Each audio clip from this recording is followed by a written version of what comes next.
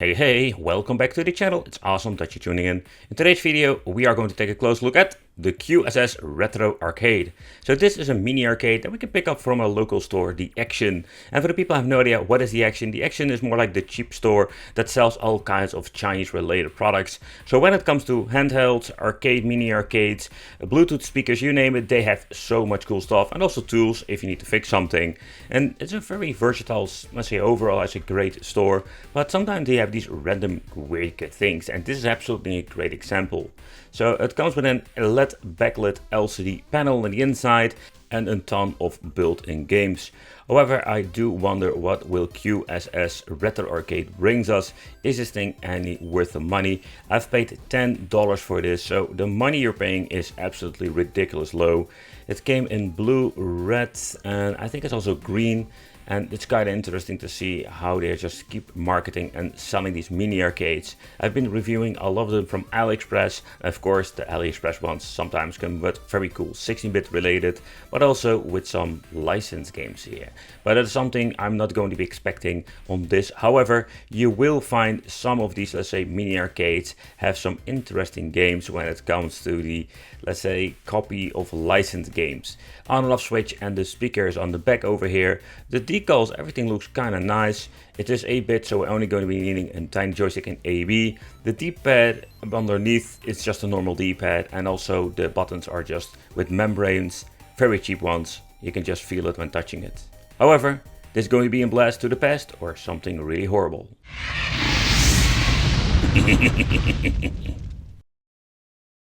Due of safety regulations, we need to remove the screw every single time. It's kind of annoying. I hate these freaking things. Oh man. Oh. Okay, let's give this thing another turn. There we go. Can we now open it up? Yep, there we go. So there is no lithium upgrade pack or whatsoever in the inside. We're just going to be needing 3 AA batteries. Yep, that is the thing that we're going to be having always with these things. I'm going to be using the A-Force from the Action. No, this video isn't sponsored whatsoever. There is a test, and it seems to be that these are like the best out there. When putting it up, yep, everything seems to be working. So let's close this thing because these batteries are used, so I needed to double check if everything was working like it should be. Okay, so let's turn it on and let's see what we're getting when it comes to the overall menu. Okay, let's see. Ooh, we do have like a custom QSS logo, 240 games, and yep, already see my F22. One of my favorite shmups to play on these things. Yeah, so when it comes to the menu, it's the same stuff that we have seen many times before. If you have seen my videos, you have maybe noticing that we did see this same collection, but also when it comes to the games itself. So the naming, Pong, Police versus Chief, and all those weird names, it makes no sense. Pizza Boy. The screen itself is not bad at all. So I'm quite surprised how good it actually is for the $10 freaking we're paying for it. Okay, so let's see what it is when it comes to the games. Pizza Boy is some weird like puzzle game, makes no sense. Metromania, Checkers, Dice, Assert, Pillar, Shot Put. You know, what the hell is going on with those naming? X-Racing. And let's scroll through the list itself to give you a general idea what is on here. So far I understand and also have seen there are no double games on here. It's not like the shenanigans that we've seen with old multi-game cards. No, so far everything seems to be like it should be. Golden, random dice, boxing, space fight, balloon fight. Okay, let's see what balloon fight is later on, because I am really curious. When seeing balloon fight, I'm thinking about the licensed NES game. Okay, so let's boot it up. Zero gravity. Okay, so let's see what this thing actually does. Oh, yep, we're starting off with already a game that is just a rip-off. And this is exactly what I meant when it comes to like rip-offs. They just completely did this thing, like a completely overhaul of the graphics, but the gameplay, the enemies, the stages is exactly the same like the original balloon fight game.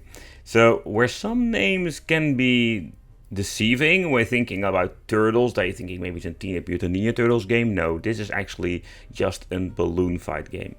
So we have select start, but also a tiny button for resetting it, to giving this thing a reset and go back to the menu. But the gameplay itself of the games is quite good. But let's take a close look at the F22. So F22 is a great example where we don't have licensed games, but it can be a lot of fun.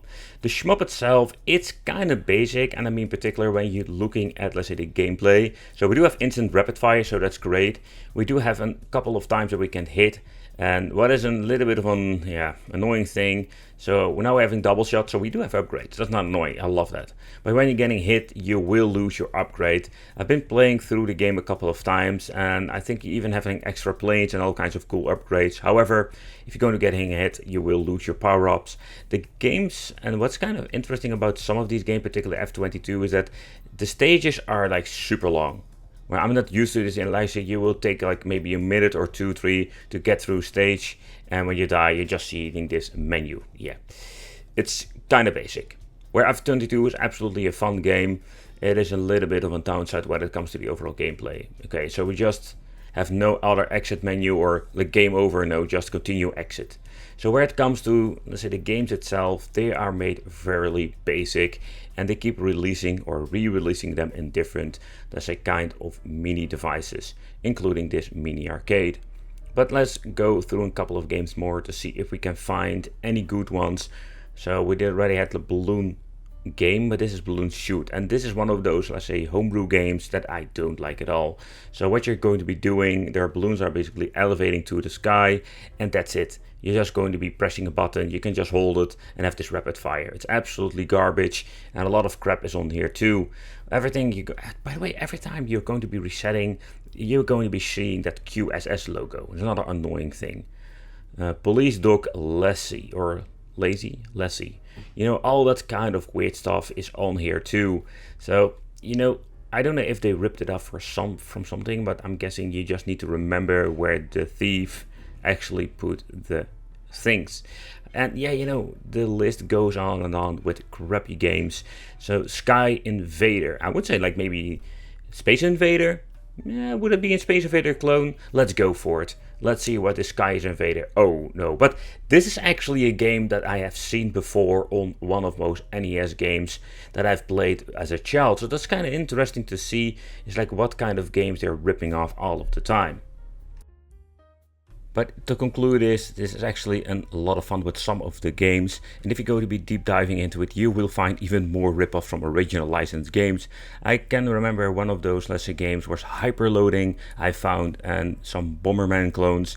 However, you know, if you're going to be deep diving through it, I think you can just entertain yourself with it, but this is going to be more of a fun novelty in the end, because when you're looking at this $10, is it worth it? I think it is, when you're looking at like what you're getting when it comes to the overall quality, when it comes to the display and the way how it looks. It's a fun novelty. I think this is the only thing what we're getting with it. I want to thank you all for watching. Consider subscribing. Let me know, did you pick up one of those mini arcades from AliExpress or maybe local stores? And it would be great to see you in the next video.